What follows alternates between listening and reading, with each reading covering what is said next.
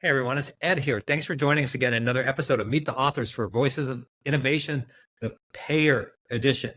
So it'll look just like this, but it'll be part of the Voice of Innovation series, but it's specifically for payers. All the royalties go to Summa Health System, which is a not-for-profit health system that has a payer in mid of Ohio, specifically in the Akron-Canton area. So all for a good cause and also for sharing best practices around the world in terms of how payers work. And there's no one better to have a discussion about that than one of the authors, Bobbi Weber. Bobbi, welcome to Meet the Authors. Thank you, Ed. I appreciate the invitation.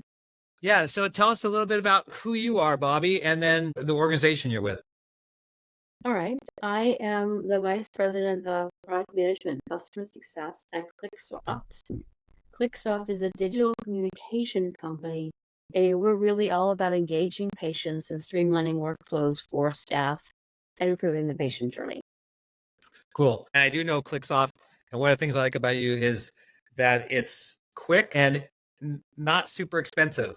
So sometimes when we think about how we're going to transform the payer experience and the member experience, we think millions of dollars and we think months and years. But I know with It feels ClickSoft, overwhelming, and yeah, it doesn't need to be. yeah, So the article that I wrote really is about what I'm seeing, some of the best practices coming out of our customers. And to your point, it's agile. It's really about focusing on a problem, solving that problem, and then watching how it's doing and iterating. So unlike the big projects where you're doing something massive, you iterate and improve it, refine it, really get it to work, and then you expand. And that expansion could be to additional areas, it could be to additional problems, but it's focus, deploy, iterate, refine, expand, I think are some of the really important points that folks need to keep in mind when they're trying to tackle this stuff. And that kind of thing makes it a bit more manageable to handle as well. yeah, I agree with you. Having led many large-scale transformative projects and how complex they can be, and they take too long, you don't always get the results, all that kind of stuff. But yeah, I love the examples that you all give in the sort of strategy. So anyone can pick up that book, pick up the chapter where your contribution is, and really see how other people are doing it. And that's the beauty of the book. And that's one of the reasons Mm-hmm. to do the book is to share the best practices, like what you've seen across the industry and across the payer side, and how anyone can really, make transformation happen. It doesn't have to be this big production that we tend to make it. No, but there are a couple of really important best practices. And I think one of them is, what does the patient need to know? Not just what do you want to tell them, Yeah. but what do they need to know? And so a great example is you think about value-based care. With value-based care, you really need to have patients coming in and getting preventive care.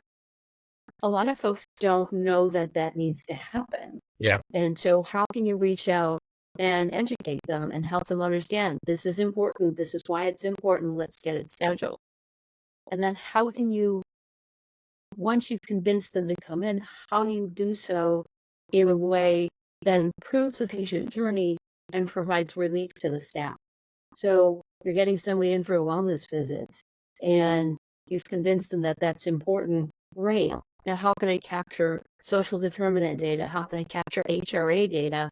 How can I capture some of the intake form, unfun stuff, administrative stuff that needs to be done? So when the patient actually shows up, you have time to spend on the patient. They're not all focused on the paperwork. And I think Right. that's really important as well. And that's really Yeah. what you see in some of the stories that we unfold. And then the last, I think, really important best practice is measurement. And so, one of our customers just finished up a flu vaccine clinic recently, and they did a 300% improvement in their flu vaccine attendance over the prior year. That's great. Celebrate that. But then look at that again, be agile and say, all right, how can I get it another 300% improvement next year? It's all about agile and focusing on those results. Yeah, and that's what, again, I love about your approach as well, is the measurement. Yeah, so you're dropping all these great best practices, and that's why people should pick up a copy of the book as it comes out, because it really is a guide to follow what others have done, adapt it to your own situation, and you'll have similar success. Bobbi, thank you so much for contributing to the book and being part of our Meet the Author series. Thank you. I appreciate it.